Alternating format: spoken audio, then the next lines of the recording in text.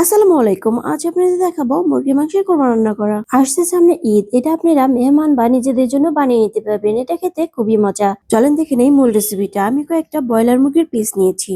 এর মধ্যে দিয়ে দিব 1 চামচের মতো লেবুর রস। লেবুর রসটা দিয়ে দিব একটু লবণ। লবণটা দিয়ে ভালোভাবে মিশিয়ে নিব। মিশিয়ে 1 ঘন্টার জন্য এটা রেখে দিতে পারেন বা আধা ঘন্টার জন্য। একটি কড়াইতে দিয়ে দিব পরিমাণ মতো তেল। তেলটা ভালোভাবে গরম হতে হবে। এর মধ্যে দিয়ে দেবো মুরগির পিসগুলো। মুরগির পিসগুলো দেওয়ার সময় সাবধানতা অবলম্বন করবেন, এটা হাতে লাগতে পারে তেলটা। এখন এগুলোকে আমি এপিট ওপিট করে ভেজে নেব। একটু ব্রাউন ব্রাউন কালার করে ভেজে নেব। আপনারা আপনাদের ইচ্ছে মতো ভেজে নিতে পারেন। এটা ভাজা হয়ে গেছে।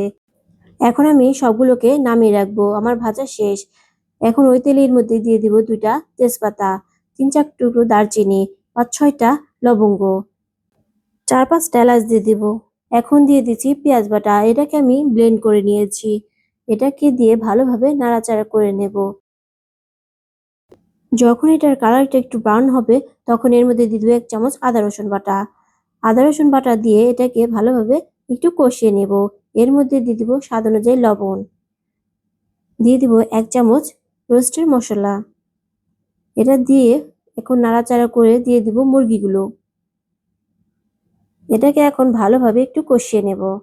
কষিয়ে নিয়ে এর মধ্যে দিয়ে দিব দুধ।